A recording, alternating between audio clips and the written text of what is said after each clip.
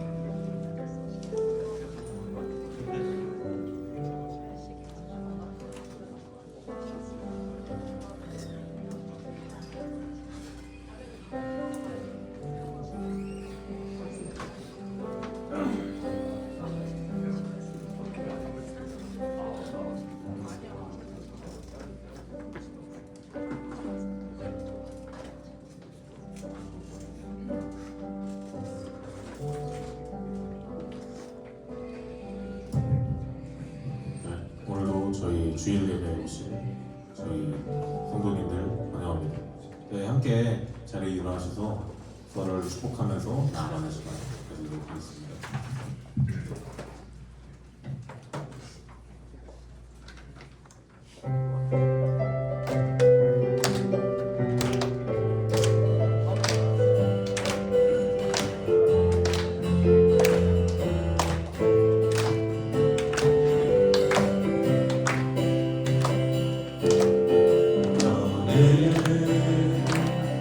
감정 너머로 뻗은 나무 가지에 푸른 열매처럼 하나님의 귀한 축복이 삶에 가득히 넘쳐날 거야. 너는 어떤 시련이 와도 능히 이겨내 가나 나를 있어 선택하신 하나님께서 너와 언제나 함께 하시니 너는 하나님의 사랑, 아름다운 하나님의 사랑 나는 널 위해 기도하며 내 길을 축복할 거야. 너는 하나님의 선물, 사랑스러운 하나님의 열매, 주의 품에 꼭 피운 나무가 되어줘.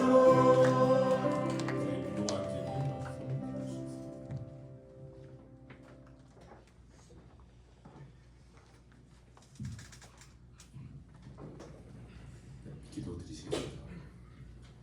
사랑과 은혜가 풍성하신 하나님 아버지, 오늘도 저희를 주님의 본된 교회로 불러주시고 예배의 자리로 인도해 주심에 감사드립니다. 이 예배를 통해 주님과 더욱 가까워지고 지친 마음이 회복되는 은혜의 시간이 되게 하여 주옵소서.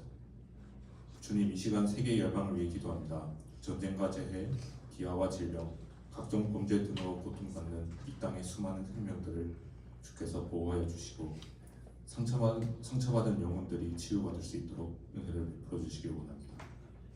하나님, 이 땅의 공교회를 위해 기도합니다.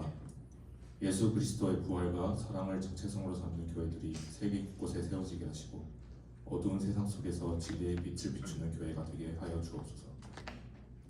주님, 저희 삶에도 함께하여 주시기 기도합니다. 학교와 직장에서 맡겨주신 일들을 지혜와 능력으로 잘 감당하게 하시고 몸과 마음이 아픈 이들에게는 치유와 회복의 은혜를 주시고 그 가족의 이들께도 믿음과 평안을 허락하여 주옵소서. 졸업과 취업, 입대 등으로 블랙스버그를 떠나는 이들의 앞길을 밝히시어 어디서든 주님과 동행하는 삶을 살아가게 하여 주옵소서. 오늘 말씀을 전하시는 목사님께 성령의 충만함을 부어주시고 그 말씀이 저희 마음에 깊이 새겨져 삶의 열매로 맺히게 하여 주옵소서. 또한 이 공동체를 위해 보이지 않는 곳에서 헌신하는 이들에게 지혜와 능력을 더하시어 저희 모두가 하나님을 향해 하나 되어 나아가게 하여 주옵소서. 오늘 이 자리에 함께하지 못한 이들에게 주님의 평안이 함께하시길 기도합니다. 그들의 삶 속에 주님의 위로와 인도하심이 충만하게 하시고 다시 기쁨으로 예배의 자리에 나올 수 있도록 은혜를 베풀어 주옵소서. 또한 앞으로 이 공동체에 새롭게 찾아올 영혼들도 축복하시어 주님 안에서 밝은 미래를 걸어가게 하여 주옵소서. 주님, 저희가 언제 어디서나 주님께서 함께 하심을 믿으며 이 모든 말씀 예수 그리스도의 이름으로 기도드립니다.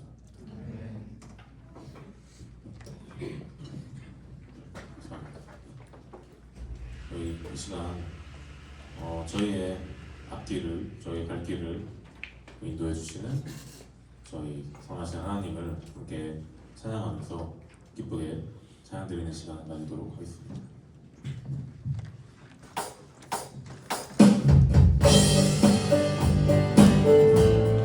박수 치면서 함께 신나게 찬양 드리겠습니다.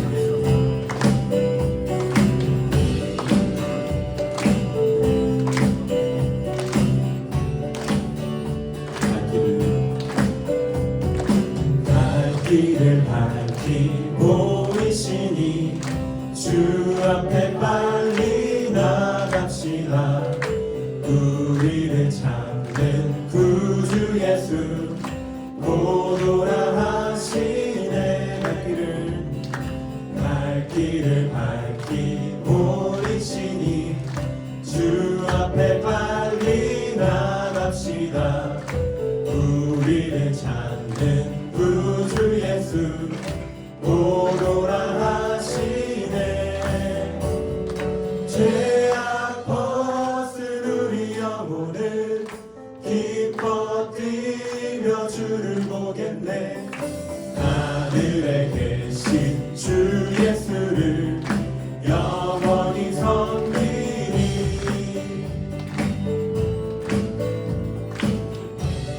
이제 한번 찬양 드리겠습니다. 우리를 오라 하시는 말 기쁘게 듣고 순종하세. 구주를 믿기 지체 말고 속속히 나가세. 우리를 오라 하시는 말 기쁘게 듣고 순종하세. 구주를 믿기 지체 말고 속속히 나가세. 죄악 벗은 우리 영혼을 기뻐 뛰며 주를 보겠네. 하늘에 계신 주 예수를 영원히 섬기리. 죄악 벗은 우리 영혼을 기뻐 뛰며 주를 보겠네. 하늘에 계신 주 예수를 영원히 섬기리.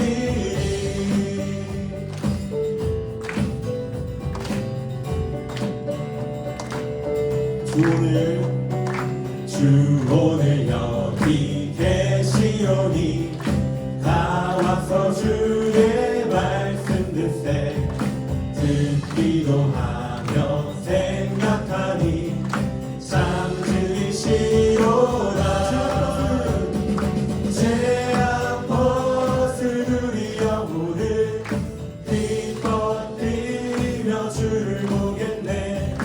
하늘에 계신 주 예수를 영원히 섬기리. 죄악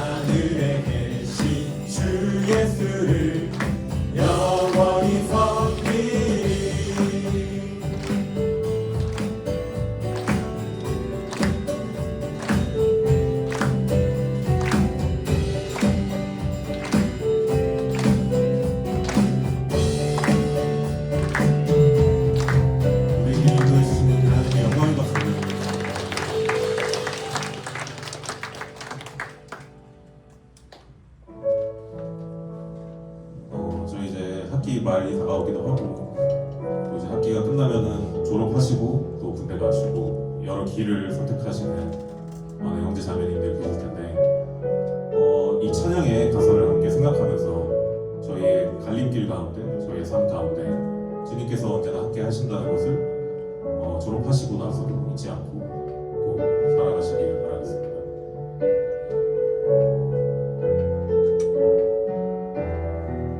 함께 가사를 생각하면서 찬양드리도록 하겠습니다. 우리 걸어가는 삶 속에 갈림길이 있어도 주를 신뢰하는 그 길이 바로 당신의 길이네. 지쳐 쓰러지는 일들이 일어설 수 없어도 먼저 손 내밀어 이 길 주의 손 잡고 가해. 우리 걸어가는 길 위에 지쳐 넘어져도 그가 손잡아 주시니 다시 일어서네. 주가 함께 하시네. 삶의 방향이 달라져도 그가 함께 하시니 다시 걸어가네.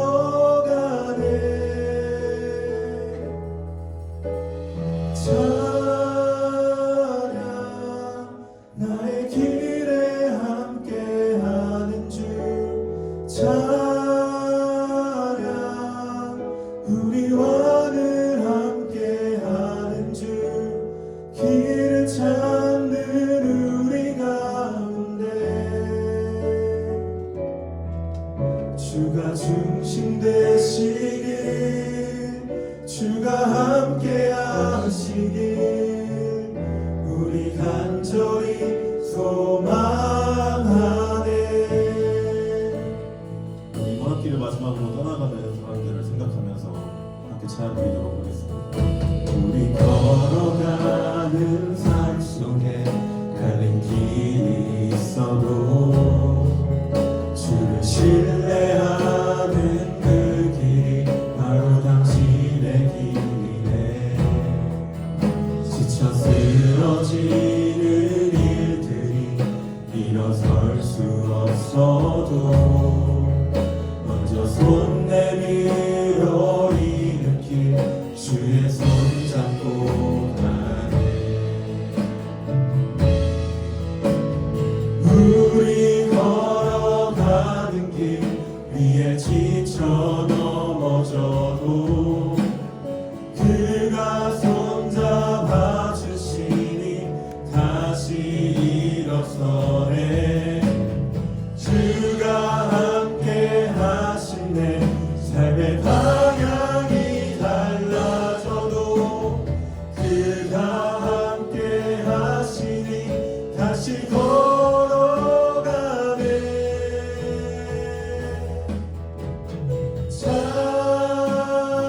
찬양 나의 길에 함께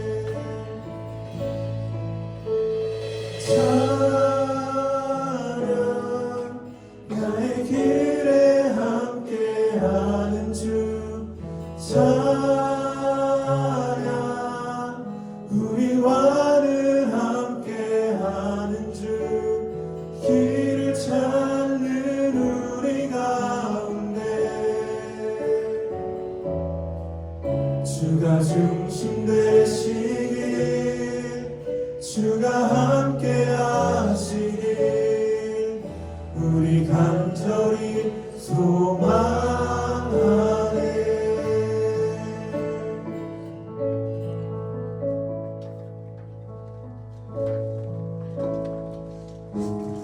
다 같이 자리에 앉아서 함께 기도하시겠습니다. 여러분의 일주일 돌아보시면서 여러분의 고민은 무엇이었습니까? 여러분이 하나님 앞에 아뢰어야 될 그 기도 제목, 그것으로 하나님 앞에 먼저 기도하시겠습니다. 여러분의 기도 제목으로 이 예배를 위해, 여러분을 위해 함께 기도하시겠습니다.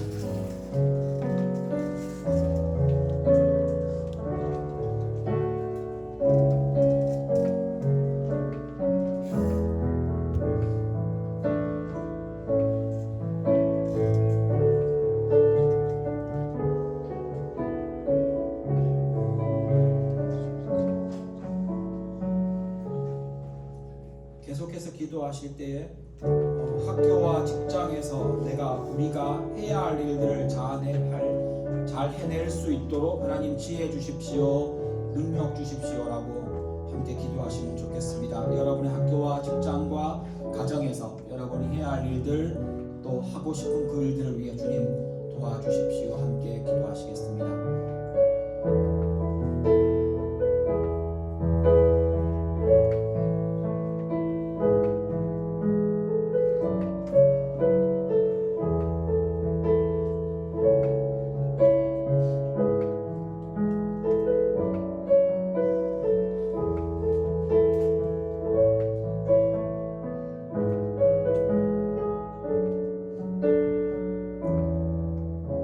기도하실 때 이번에 졸업하고 또 취업 등으로 블랙스버그를 떠나 새로운 여정을 떠나는 사람들이 로고스의 레마에 있습니다.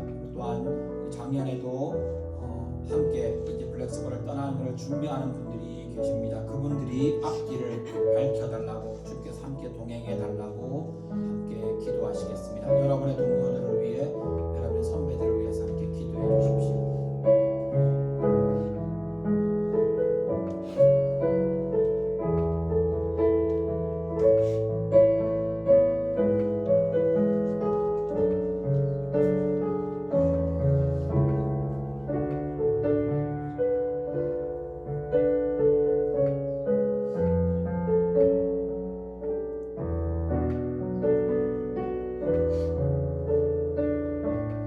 마지막으로 한 가지 더 기도하십니다. 우리 교회에서 또 버지니아 텍에서 공부하고 여러분들처럼 이곳에서 학창시절을 보냈던 우리 박소금 형제, 박생명빛 자매 선교사로 장기 선교를 위해서 준비하고 있습니다. 그 자녀들 산돌이와 생명수를 위해 또 그 선교사님으로 준비하고 있는 사역의 준비를 위해 그분들을 위해서 함께 기도해 주시면 좋겠습니다. 같이 기도하시겠습니다.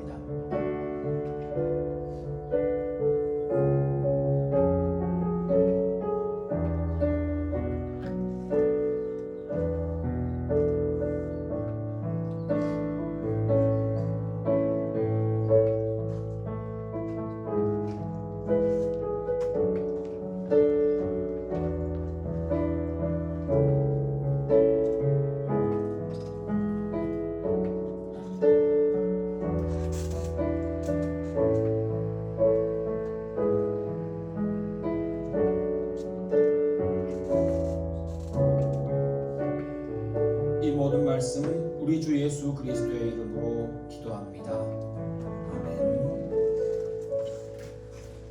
오늘 예배 참석하신 모든 분들을 주 예수 그리스도의 이름으로 환영합니다.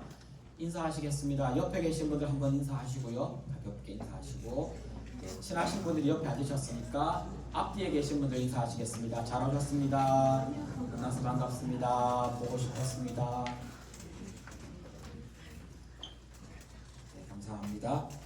교회 소식 전해드리겠습니다. 교회 홈페이지에 가끔 들어가셔서 교회 주일 말씀도 미리 묵상하시고 그 교회 소식도 여러분들 확인하시면 좋겠습니다. 여러분들 예배 중에 간증이나 혹은 기도 제목을 나누고 싶은 분이 계시면 제게 말씀해 주시면 좋겠습니다. 학기 중뿐 아니라 방학 중에도 여러분의 간증과 기도 제목 나눔 함께 여러분 관심 가져주시면 좋겠습니다. 영어 성경 공부 계속 광고를 드립니다. 여러분들 마음 있으신 분들 신청해 주시면 사람이 모이는 대로 한번 준비를 해보겠습니다. 기억하시고 관심 가져주시면 좋겠습니다. 이번 주 수요일에도 방학 오픈 모임이 계속 진행됩니다. 학교 여러 가지 사정 때문에 이번 주 수요일이 마지막이 될지 학기 중에는요.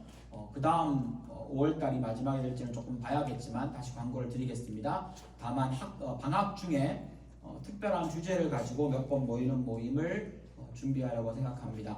여러분 학기 중에 시간이 맞지 않고 또 참석하고 싶었지만 여건이 되지 않으신 분들도 방학 중에 한번 오시면 좋을 것 같습니다.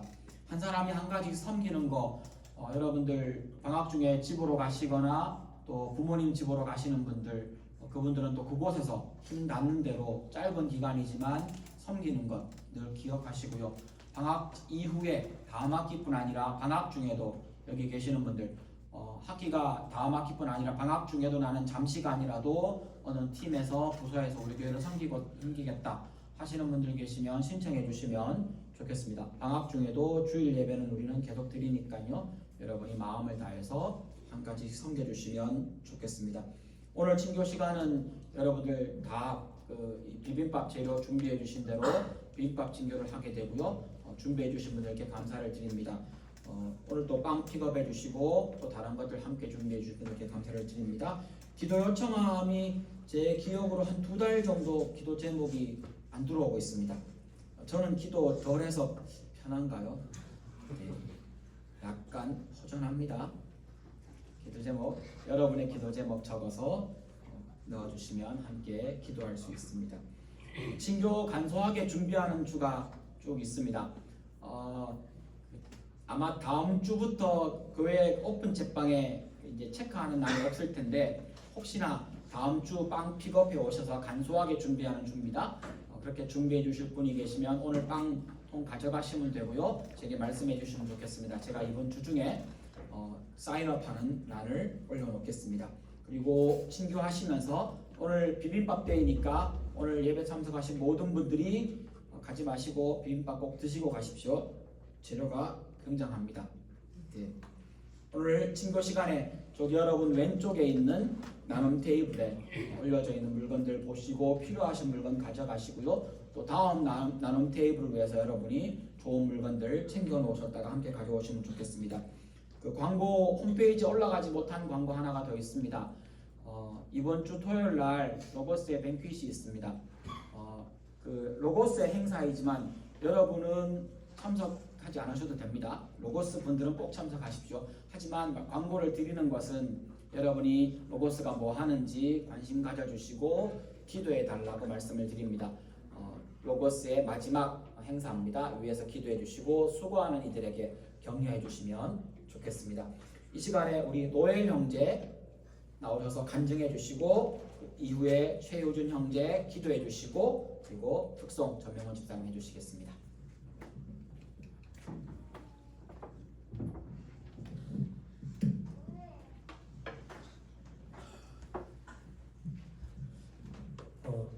안녕하세요 여러분. 감기가 걸려서 목소리가 이상해도 이해 부탁드립니다. 안녕하세요 여러분. 졸업을 앞두고 이 자리에서 간증을 하게 되어 매우 기쁘기도 하고 설레기도 하며 또 한편으로는 두렵기도 합니다. 제 이름은 노엘이라고 합니다. 2019년도에 처음 블랙스버그에 왔고 다사다난했던 6년을 보내고 곧 졸업을 앞두고 있습니다. 오늘 이 시간 저의 간증을 통해 하나님께서 어떻게 우리 가운데서 역사하시는지 느낄 수 있기를 소망합니다. 19년도 처음 블랙스버그 한인교회에 왔던 저는 예배 시간에 최대한 뒷자리에 앉아서 조는 학생이었습니다. 주말 내내 놀다가 늦게 일어나 교회에 늦는 일도 다반사였습니다. 지금 생각해보면 참 부끄럽고 목사님께도 죄송하다는 말씀을 드리고 싶습니다. 2020년 코로나가 터진 이후 온라인으로 예배를 드릴 때는 더했던 것 같습니다. 한쪽에 예배를 틀어놓고 다른 화면으로 제가 하고 싶은 일들을 하고는 했습니다. 때로는 주일에 예배를 드리지도 않는 그런 학생이었습니다. 주님 앞에서 그리고 여러분 앞에서 부끄럽지만 저의 이러했던 모습들을 고백하고자 합니다.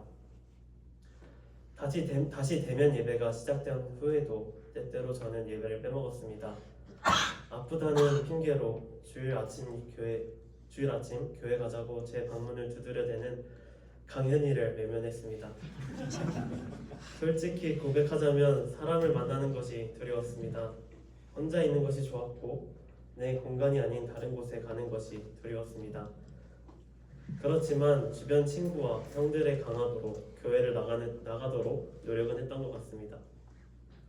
어느 날 문득 그런 생각이 들었습니다. 나도 블랙스버그 한인교회에 소속되어 책임을 다하는 사람이 되고 싶다는 생각이었습니다. 그리고 목사님께서 브니엘 찬양대 인원 모집을 하신다는 것을 광고하셨고 로고스에서 찬양팀을 했었던 저는 그 기회를 잡고자 했습니다. 사실 저는 브니엘 찬양대가 성가대인 줄 몰랐습니다. 나중에 알고 보니 제가 들어가고자 한 찬양팀은 드림 찬양팀이었는데 이미 브니엘 찬양대를 하고 싶다고 말씀드린 이후여서 브니엘 찬양대 지원이 되었습니다. 성가대는 초등학교 때 경험이 전부인 저는 사실 당황스러웠습니다.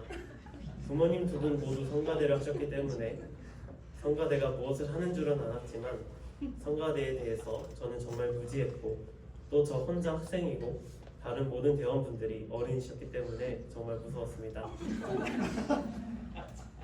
하지만 제게는 정말 최고의 훈련이었던 것 같습니다. 때때로 빼먹던 예배를 결코 빼먹을 수 없게 되었고 또 찬양대 막내로서 이쁨도 받으며 성장해 나갈 수 있는 발판이 되었습니다. 또 팀에 소속되어 함께 연습하고 주님의 영광을 위해 노래하는 기쁨을 느끼게 되었습니다. 지금 오늘에 이르기까지 저는 브니엘 찬양대를 하고 있습니다. 실력이나 경험은 중요하지 않습니다. 저 역시도 처음 해보는 경험이었고 부족한 실력이었지만 찬양대 안에서 배우며 경험을 쌓아갈 수 있었습니다. 여러분도 브니엘 찬양대에 지원하셔서 제가 누렸던 그리고 느꼈던 것들을 경험하셨으면 좋겠습니다. 브니엘 찬양대는 언제나 여러분을 필요로 합니다. 저는 평소에 고민이 많고 불안이 많은 사람입니다. 바나바 모임에서 자존감 지수를 수치화해서 검사를 했던 적이 있었는데 제 점수가 다른 분들의 점수보다 월등히 낮은 것을 보고 나는 애써 부정했지만 내 안에 지금 수많은 불안들과 고민들이 나의 자존감을 깎아내리고 있다는 것을 알았습니다. 하지만 그런 모습들을 다른 사람 앞에서 잘 드러내지 않으려고 했던 것 같습니다.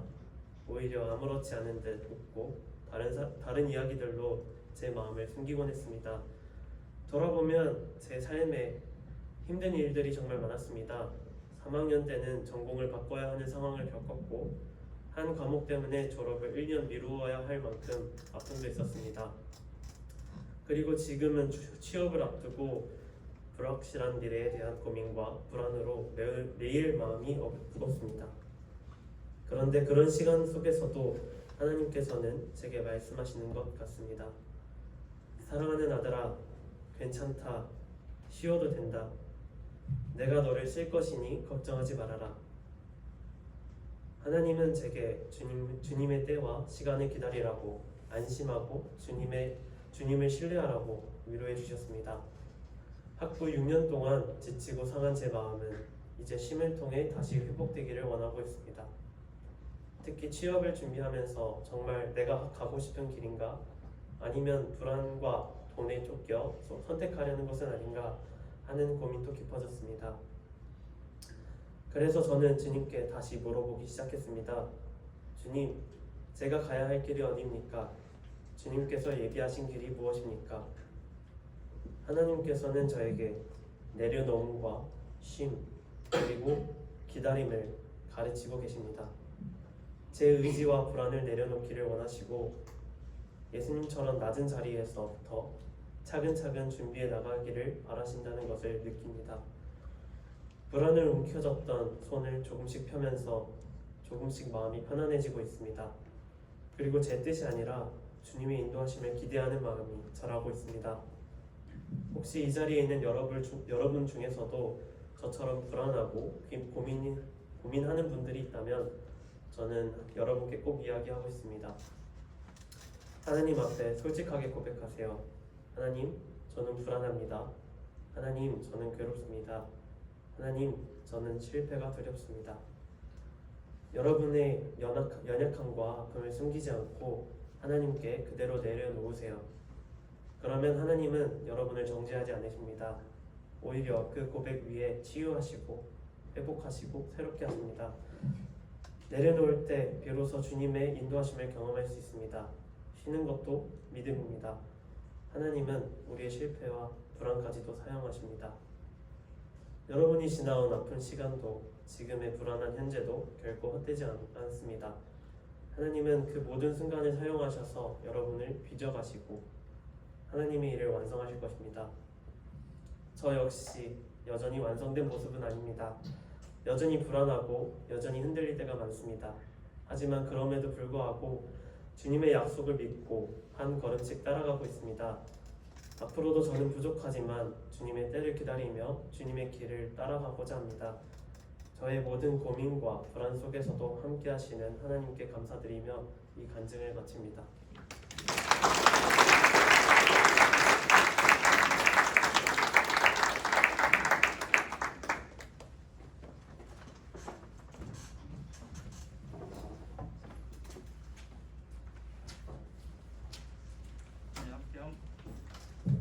함께 헌금위에 기도하겠습니다. 언제나 선하신 하나님 아버지, 날마다 저희의 필요를 채워주셔서 감사합니다. 주님께서 저희의 일상에 베푸신 것들이 얼마나 많은지 돌아봅니다. 그 많은 것들에 감사하지 못하고 불평하며 원망했던 것들을 용서해 주세요. 특히 저희에게 주신 재정의 일부를 주님께 드리기 원합니다. 이 헌금을 통해 저희 교회 공동체가 세워지고 하나님 나라를 확장하는 일에 힘쓸 수 있도록 도와주세요. 재정뿐만 아니라 이번 주간 저희의 시간과 에너지도 주님께 드리기 원합니다. 일상에서 드리는 공부와 연구와 일을 통한 삶의 예배를 기쁘게 받아주세요. 저희가 각자의 삶에 급급해서 주변의 친구와 동료들을 돌아보지 못하는 일이 없게 하시고 언제나 넉넉하게 베풀 수 있도록 저희 마음의 여유를 허락해 주세요. 저희를 축복의 통로로 사용해 주셔서 주님의 마르지 않는 사랑을 흘려보낼 수 있게 해주세요. 날마다 주님과 동행하며 주님께서 주신 하루하루를 소중하게 여기는 저희가 되길 원합니다. 감사드리며 예수님의 이름으로 기도했습니다.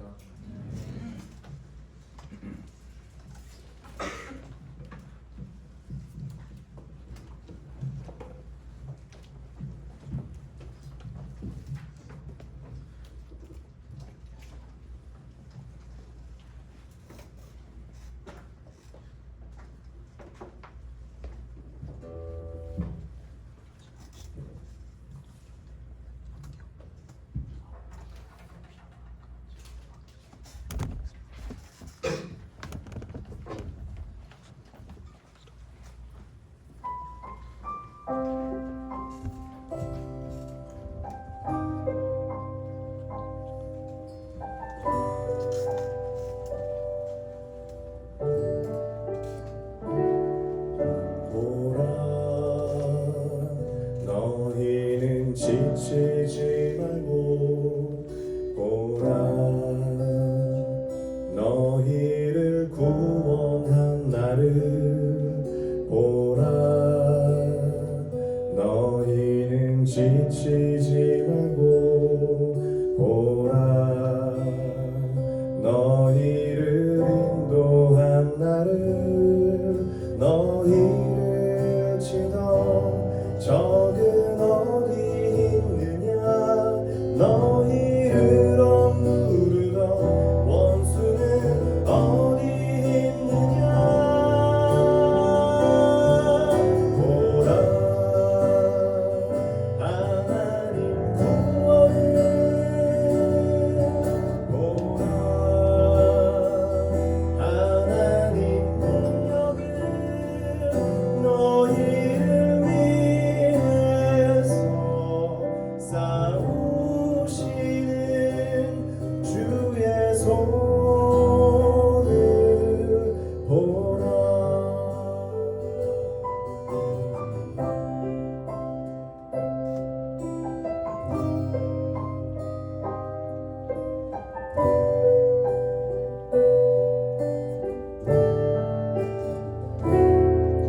보라 너희는 두려워 말고 보라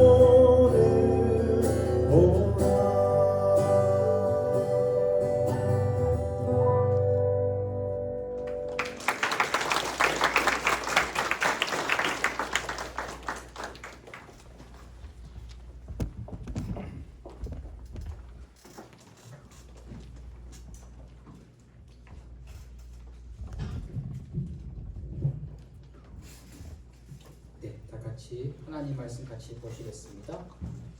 구약성경 다니엘서 5장입니다.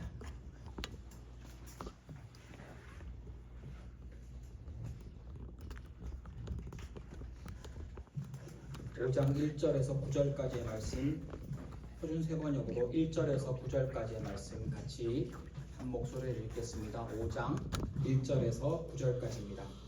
벨사살 왕이 귀한 손님 1000명을 불러서 큰 잔치를 베풀고 그 1000명과 더불어 술을 마셨다.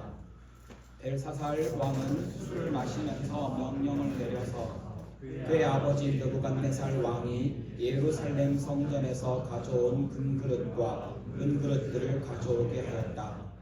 왕과 귀한 손님과 왕비들과 후궁들이 모두 그것으로 술을 마시게 할 참이었다.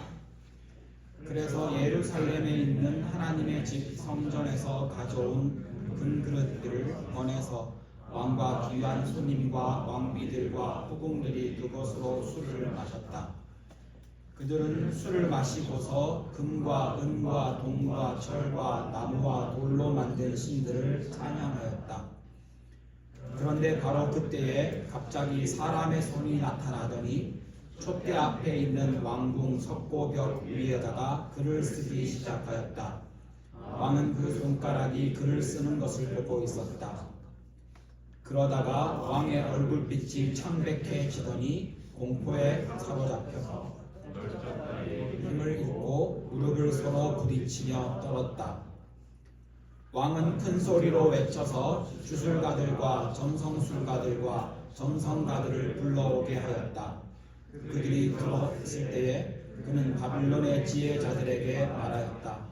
누구든지 이 글자를 읽고서 그 뜻을 나에게 알려주는 사람은 자색옷을 입히고 금 목걸이를 목에 걸어주며 이 나라에서 셋째 가는 통치자로 삼겠다. 왕궁 지혜자들이 모두 나왔으나 아무도 그 글자를 읽는 사람이 없었고 그 뜻을 왕에게 알려주는 사람도 없었다. 벨사살 왕은 크게 낙심하여 얼굴빛이 변하였고 손님들도 당황하였다. 오늘 읽은 이 말씀은 여러분들이 아마 주일학교나 혹은 성경 이야기를 한 번쯤 들어보셨으면 그 중에 나왔음직한 내용입니다. 벨사살 왕이 잔치를 하다가 1절 말씀에 보면 그 손님이 1000명이랍니다. 한번 상상해 보십시오. 1000명이 한 공간 안에 모여서 잔치를 벌이면 그 공간이 얼마나 큰 곳이겠습니까? 그게 그 왕의 왕권과 위엄을 상징해 줍니다.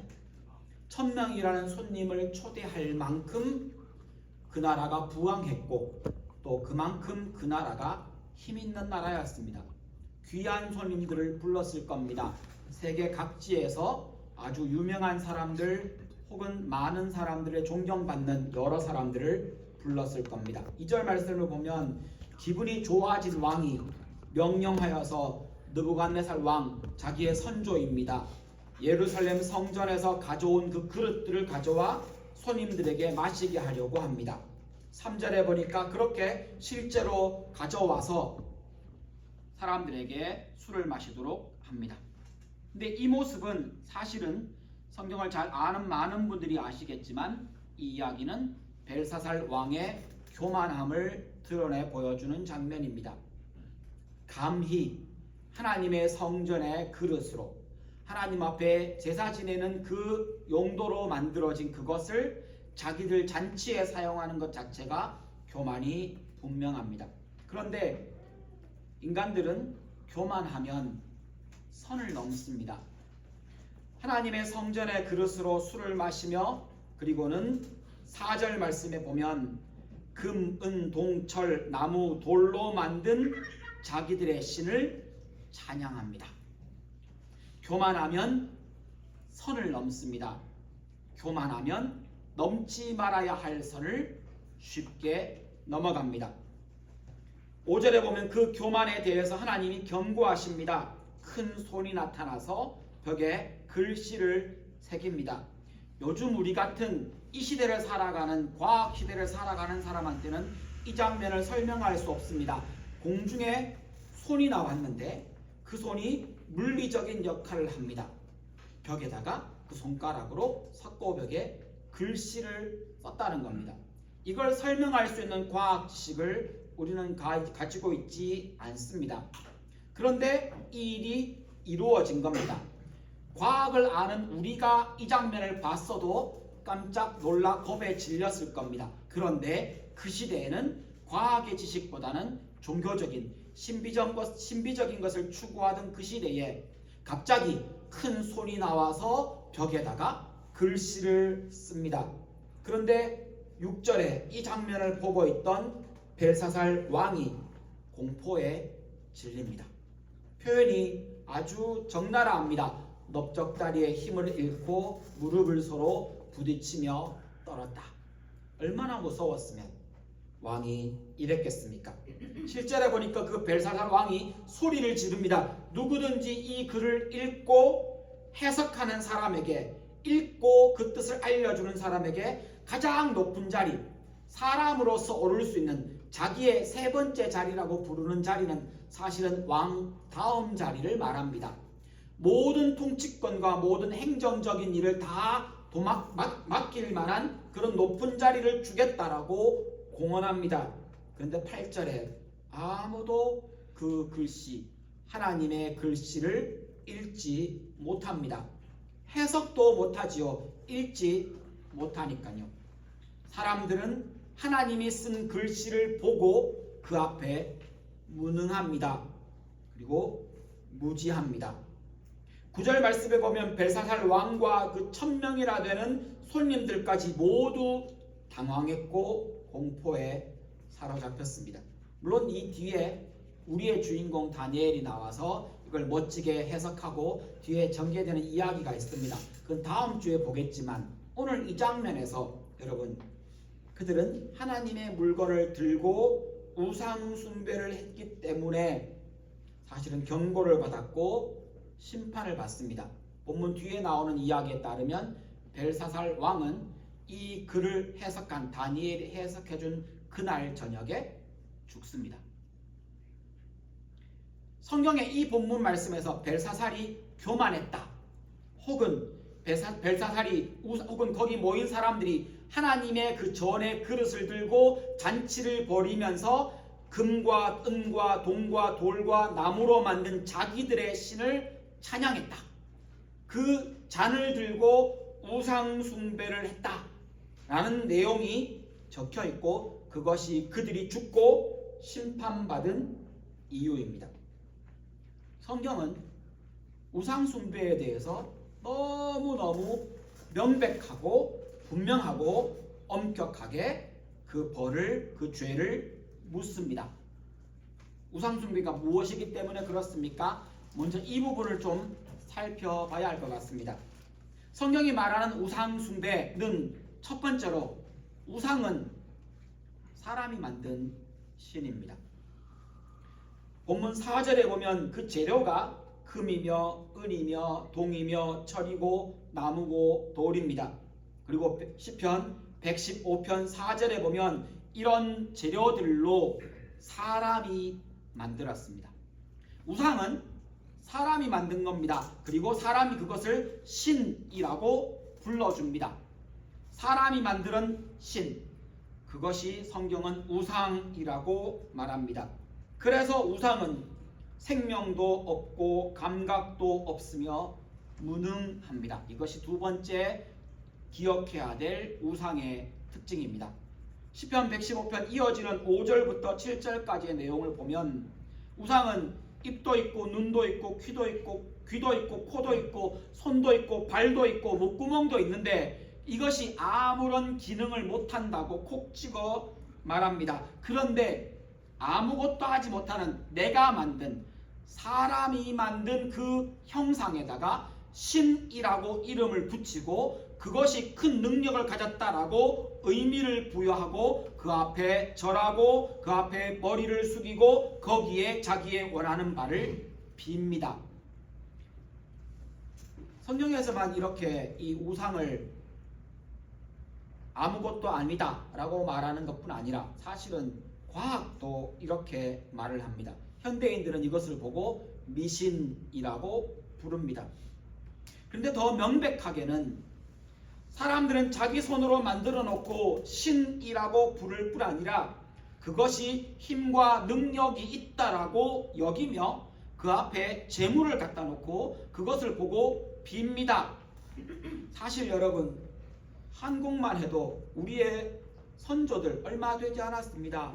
100년 전만 해도 한국에, 아니 지금도 얼마 전에 내려오신 그분도 점쟁이들을 옆에 두고 살았습니다.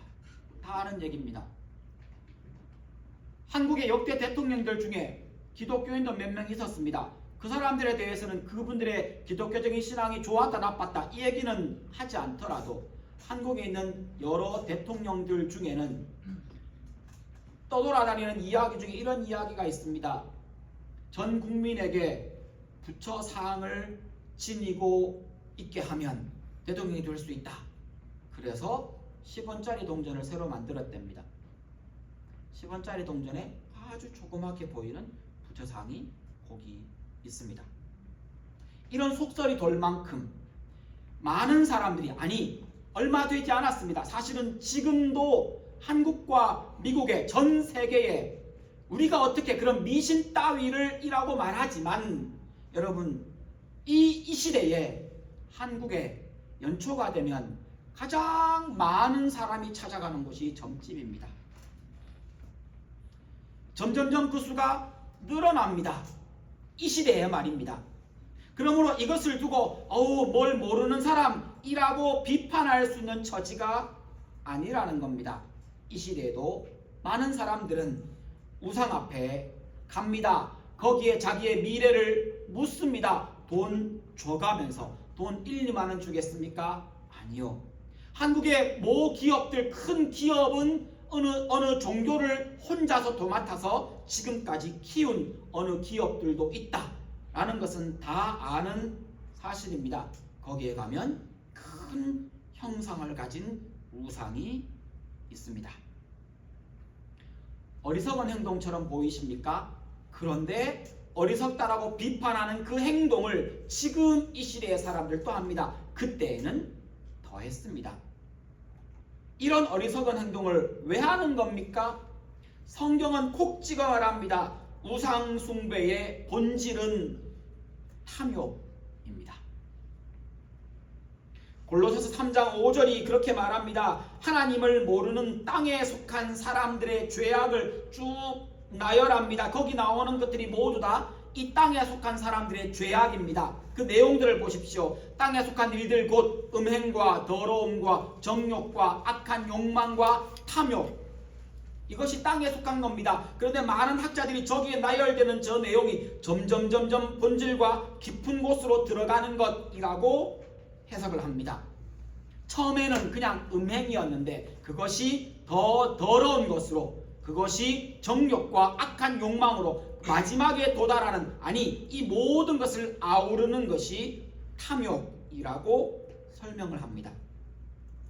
가장 깊은 곳에 탐욕이 있고 그 탐욕을 성경은 우상숭배라고 부릅니다.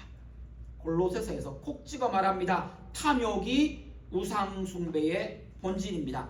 이 얘기를 이렇게 이해하시면 됩니다. 세상의 모든 신들은 사람이 만든 신들 말입니다. 그것이 형상을 가졌던 혹은 이야기 안에 있던 세상의 모든 신들은 우리가 내게 필요한 것이 있어서 내가 원하는 것이 있을 때 찾아갑니다.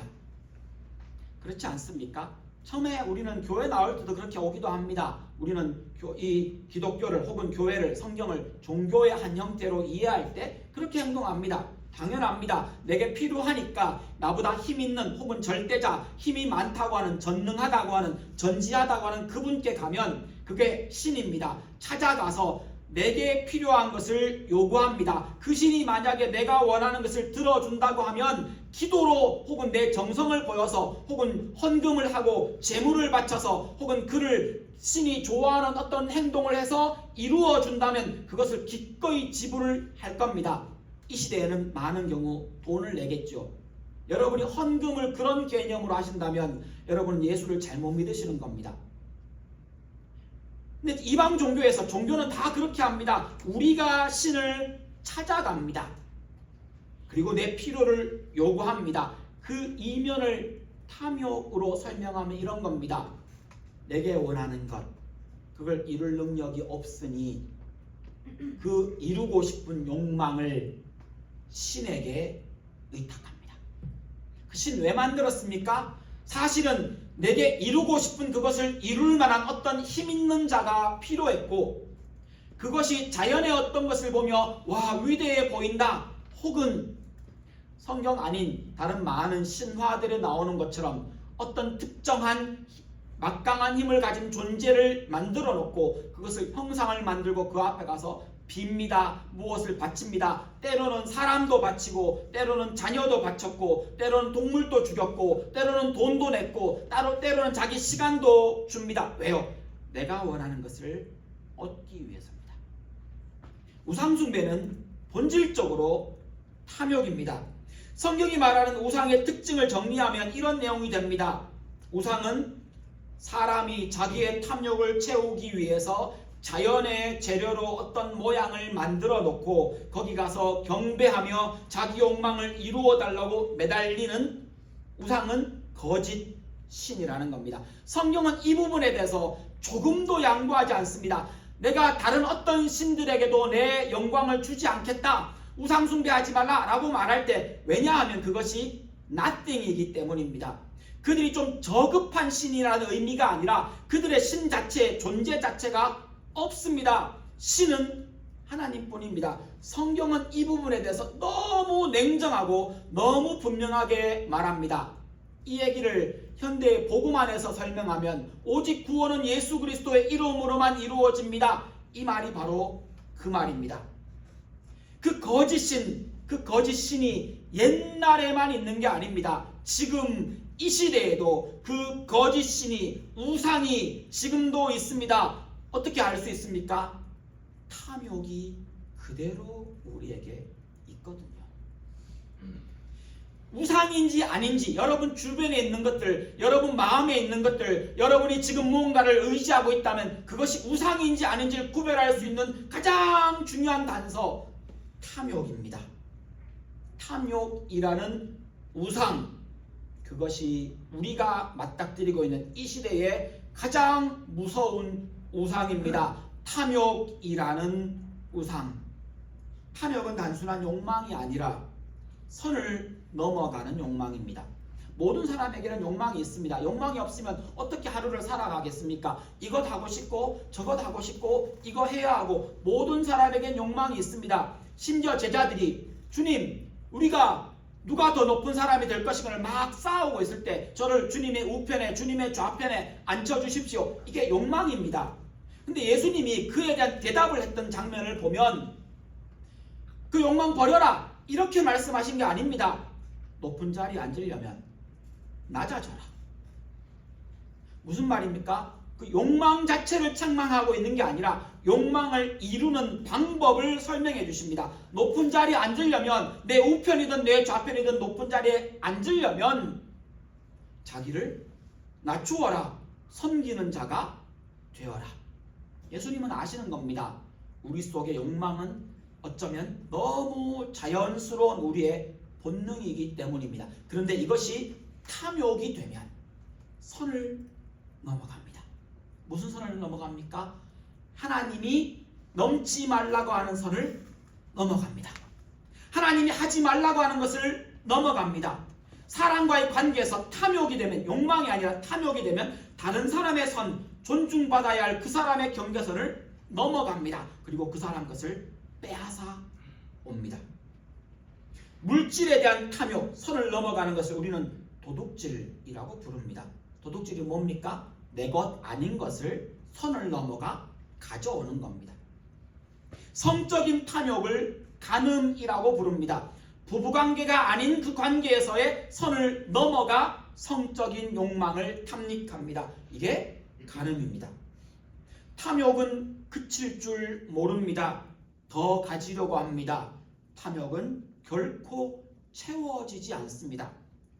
탐욕이라는 여러분 알고 있는 그게 한국말이든 영어이든 탐욕이라는 가리키는 단어를 한번 머릿속에 떠올려 보십시오. 탐욕이 채워졌다. 그 다음은요, 더 큰 것을 바라겠죠. 우리는 그걸 탐욕이라고 부릅니다. 탐욕이 우상 숭배인 이유는 탐욕이 하나님을 밀어내기 때문입니다. 탐욕 자체로 문제라기보다 탐욕 자체가 일으키는 그 일들이 하나님을 내 마음에서 밀어냅니다. 그리스도인들에게는 그래서 이것이 치명적입니다. 예수 안 믿는 사람에게는 그 탐욕이 자리를 잡고 하나님이 들어오실 자리를 만들지 않습니다. 요한계시록 3장에 나오는 말씀처럼 밖에서 주님이 두드려도 밖에 전혀 관심이 없는 것은 주님께 내어드릴 자리가 탐욕으로 가득 차 있기 때문입니다. 탐욕은 하나님을 밀어냅니다. 이 시대의 탐욕은 돈을 사랑하는 것으로 잘 나타납니다. 돈이 마음속에 자리를 잡으면 하나님을 밀어내는 과정을 한번 들어보십시오. 부자가 되고 싶습니다. 그래서 모두 돈이 필요하다는 것을 알고 우리 모두 다 돈을 좋아합니다. 목사도 돈 좋아합니다. 그런데 그 돈이 하나님을 내 우선순위에서 밀어내면 우상입니다. 아주 명백합니다. 그 돈이, 그 재물이, 그것이 내 마음에서, 나의 선택에서, 나의 결정에서 하나님을 밀어내면 우상입니다. 이런 경우입니다. 인생에서 우리가 무언가를 선택해야 할 때 나의 것이 아닌데 그것을 가지려는 탐욕이 나를 삼켜버려서 내 마음에서 하나님을 밀어냅니다. 탐욕입니다. 우상숭배입니다. 하나님이 생각나지 않습니다. 이웃이 다치는 것 정도는 감수합니다. 이게 우상숭배입니다. 디모데전서 6장 10절은 말합니다.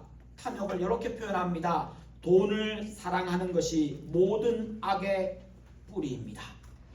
왜 이 말이 나온 겁니까? 탐욕은 하나님을 밀어내고 하나님이 들어오실 예수 그리스도를 영접할 그 자리를 차지하여 나의 결정과 나의 선택과 내가 감수할 모든 것에 우선순위를 차지하고 그 기준이 돈이 되는 겁니다. 내가 이득이 되는가? 손해가 되는가? 이게 그 사람의 기준입니다. 그 사람은 우상숭배에 빠진 겁니다. 돈을 줬다가 믿음에서 떠나 헤매기도 하고 혹은 많은 고통을 겪기도 한 사람이 더러 있습니다. 예수 믿는 우리에게도 탐욕은 우상숭배가 될 수 있습니다. 탐욕은 하나님을 밀어낼 뿐 아니라 탐욕은 하나님 백성의 삶을 파괴합니다. 하나님의 백성은 이 세상 안에 살아가지만 우리들이 다 아는 이야기입니다. 이 세상을 살아가지만 이 세상 안에 살고 있지만 우리는 이 세상에 속한 사람이 아닙니다. 하나님이 우리를 이 세상 안으로 보내셨지만 우리는 이 세상에 보냄받아서 이 세상 안에 살고 있지만 이 세상 사람들과 다른 삶의 방법으로 살아가라고 부름받은 사람입니다. 그렇게 보냄받은 사람입니다. 우리는 이 땅을 살아가며 선택하는 방법이 다릅니다. 우리는 행동하는 방법이 다릅니다. 삶을 살아가는 우선순위가 다릅니다. 우리에게는 우리가 더 중요하게 여기는 가치가 다릅니다. 그런데 탐욕이 우리를 사로잡으면 탐욕이 우상숭배가 되는 순간 우리의 삶이 세상 사람들과 똑같아집니다. 구약에는 율법이라는 지침으로 그런 형태로 우리에게 하나님의 백성이 살아가는 삶의 방법을 가르쳐 주셨습니다. 신약에는 예수님이 율법을 사랑이라는 이름으로 우리에게 보여주셨습니다. 그러니까 우리가 이 땅을 살아가는 방법은 구약시대의 사람이라면 율법을 따라서, 지금 우리라면 사랑의 법을 따라서 이 땅을 살아갑니다. 그게 이 땅을 살아가는 우리의 방법입니다. 그런데 탐욕이 들어오면요, 탐욕과 사랑 한번 생각해 보십시오. 이게 얼마나 충돌하는지요. 탐욕이 들어오면 사랑이 안 될 뿐 아니라 누가복음 9장 23절에 말하는 것처럼 그리스도인이 걸어가야 하는 그 길을 송두리째 파괴시켜버립니다. 어떤 길입니까? 자기를 부인하고 탐욕이 있는데 자기 부인이 됩니까? 날마다 자기 십자가를 지고 나를 위한 내 욕망을 채우고자 하는 탐욕이 있는데 자기 십자가를 질 수 있습니까? 예수 따라가는 것, 탐욕이 나를 사로잡았고 탐욕이 나의 주인인데 내가 예수를 따라갈 수 있습니까? 그리스도인에게 가장 치명적인, 힘들고 넘기 어렵고 넘어지면, 한번 걸리면, 한번 잡히면 벗어나기 어려운 유혹이기도 하며, 그리스도인들도 자기도 모르게 우상 숭배하는 거기가 바로 탐욕입니다. 탐욕은 가장 중요하고, 탐욕은 고생 안 하고 더 많이 가지려고 합니다. 탐욕에서 가장 중요한 것은 내가 제일 중요합니다. 탐욕의 중심에 내가 서 있습니다. 그래서 어떤 분들은 우상 숭배는 결국 자기 사랑이라고 말하는 겁니다. 탐욕은 십자가를 지지 못하게 우리를 막습니다. 탐욕을 가지고는 예수를 따라갈 수 없습니다. 또한 탐욕은 우리가 세상을 보는 눈을 아예 바꾸어 버립니다. 세상을 보는 눈, 이걸 어떤 사람은 가치관이라고 부르기도 하고, 세상을 보는 눈, 이것이 그 사람 안에 있는 그 사람의 생각 혹은 그 사람이 중요하게 여기는 것들, 우선순위, 이렇게 표현할 수도 있습니다. 그런데 탐욕이 우리 안에 들어오는 순간 이 눈에 뭐가 씌입니다. 색안경이 씌워서 모든 것을, 빨간색 안경을 쓰면 모든 세상이 빨갛게 염색이 되어서 보이는 것처럼, 탐욕이 우리 눈을 막으면 탐욕이 우리가 보아야 할 것을 못 보게 하고 보고 싶은 것만 보게 하며, 탐욕이 우리 눈을 가리고 혹은 보는데도 그것이 무엇인지 알아보지 못하게 한다는 겁니다. 이 탐욕이 우리의 세상 보는 눈을 가리는 가장 대표적인 예가 교만입니다. 탐욕이라는 것은 가지는 만큼 기쁘고 즐겁고 자랑하고 싶어집니다. 탐욕은 그러니까요. 탐욕은 내가 가지는 만큼 나 가졌어 라고 보여주고 싶고 자랑하고 싶습니다. 근데 여러분, 가진 만큼 자랑하는 마음, 이게 교만입니다. 교만은 욕망하던 것을 많이 다 이룬 사람 교만한 게 아닙니다. 요만큼 이루면 교만해집니다. 탐욕이 자리 잡았을 때요. 탐욕이 자리 잡은 상태에서 내가 원하는 것을 요만큼 이루었습니다. 얼마나 자랑스럽겠습니까? 얼마나 뿌듯하겠습니까? 다른 사람 가지지 못한 거 내가 요만큼 더 가졌습니다. 이거 얼마나 드러내 보이고 싶겠습니까? 탐욕의 본질입니다. 그래서 탐욕은 교만이라는 이름으로 우리의 눈을 가려버리고 세상을 보는 눈을 바꾸어 버립니다. 교만은 욕망하던 것을 조금 이루어냈을 때 나를 높이고 그것을 얻지 못한 상대를 낮춥니다. 내가 이루어 놓은 것이 너무 자랑스럽고 그것을 이루지 못한 사람은 너무 하찮은 사람이 됩니다. 탐욕의 다른 모습, 교만이 우리의 눈을 그렇게 바꾸어 놓습니다. 사람을 있는 그대로 보지 못하고 낮추어 보고, 나를 있는 그대로 보지 못하고 현저하게 높입니다. 탐욕이 세상을 바라보는 눈을 바꾸어 버렸을 때 오늘 본문 4절 말씀처럼 벨사살과 그 귀족들처럼 지극히 높으신 하나님의 성전 물건을 들고 금, 은, 동, 철, 나무, 돌로 만든 그런 우상들을, 자기들이 만든 신을 찬양합니다. 교만합니다. 탐욕으로부터 여기까지 온 겁니다. 사람들은 자기 자신을 위해서 우상을 만들었습니다. 그 본질은 탐욕입니다. 탐욕이 옛날에는 금, 은, 동으로 우상으로서 형상이라는 것을 만들어냈다면 지금은 이 시대에는 모양을 만들지 않습니다. 아마 사탄이 우리보다 머리가 좋은 것 같습니다. 모양을 만들지 않습니다.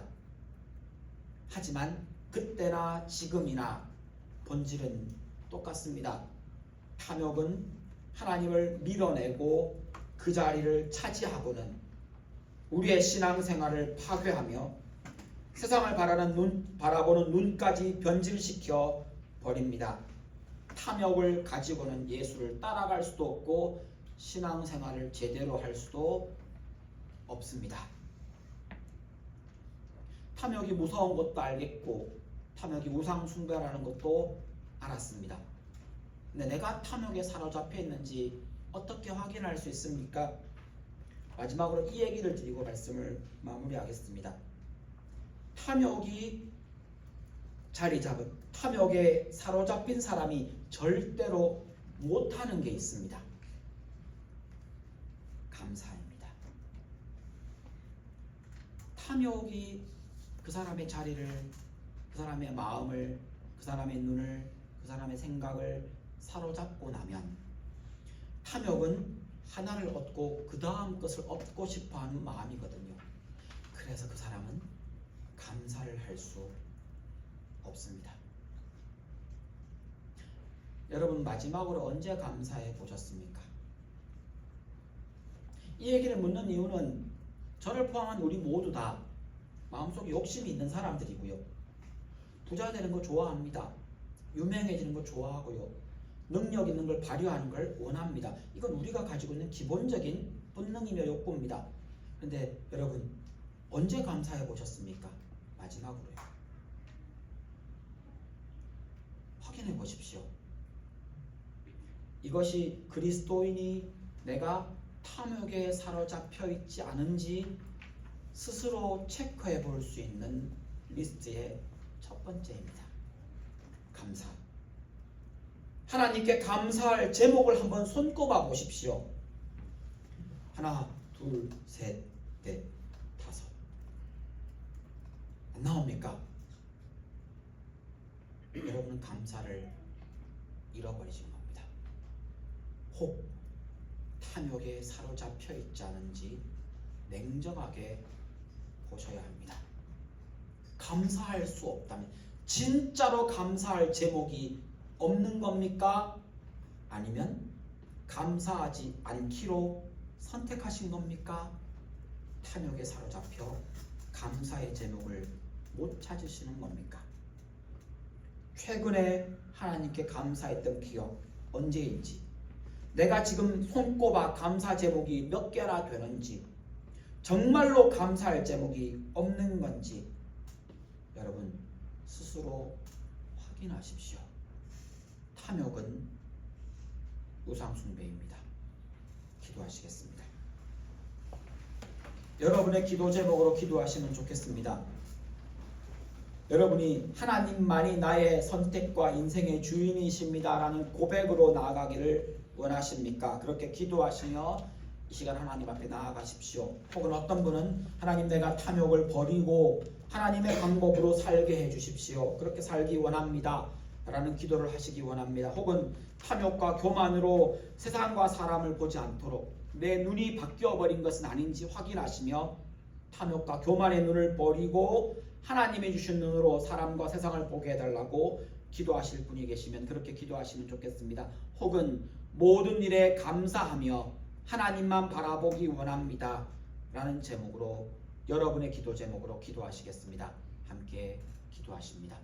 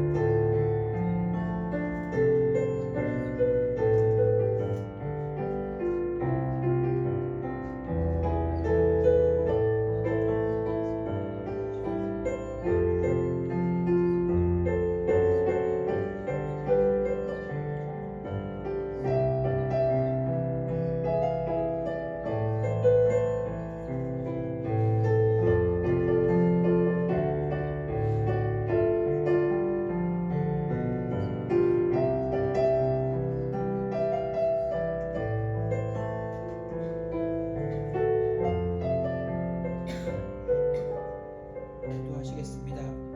하나님, 우리가 탐욕에 사로잡혀 하나님 아닌 것에 마음을 두었습니다. 하나님, 우리의 마음에 탐욕이 자리를 잡아 하나님께 감사하지 못하고 하나님 늘 불평하며 이루지 못한 것에 하나님 아버지 이룰 수 있는 방법이라면 그 어떤 것을 동원해서라도 그것을 이루고자 하는 편법까지 생각했습니다. 하나님, 감사하지 못했습니다.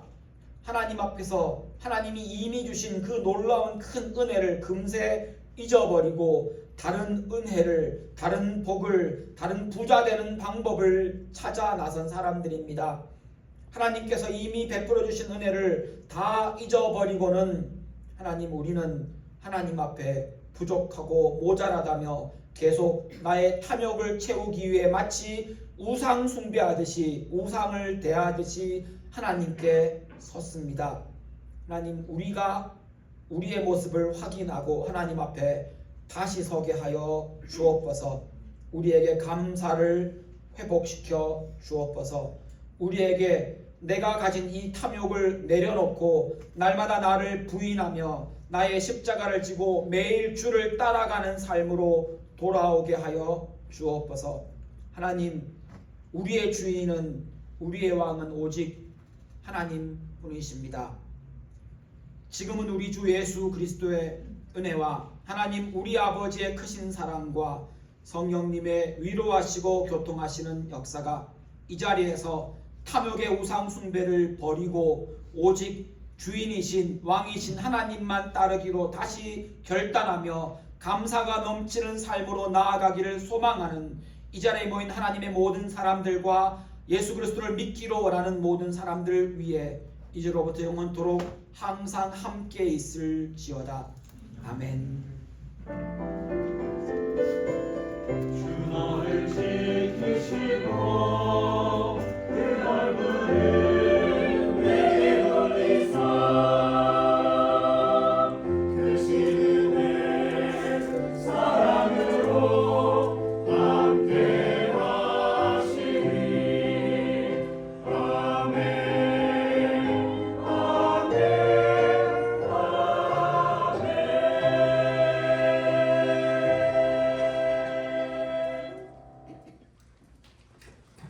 예배를 마쳤습니다. 오늘 주방 쪽에서 준비할 재료들이 많으니까 몇 번 좀 도와주시고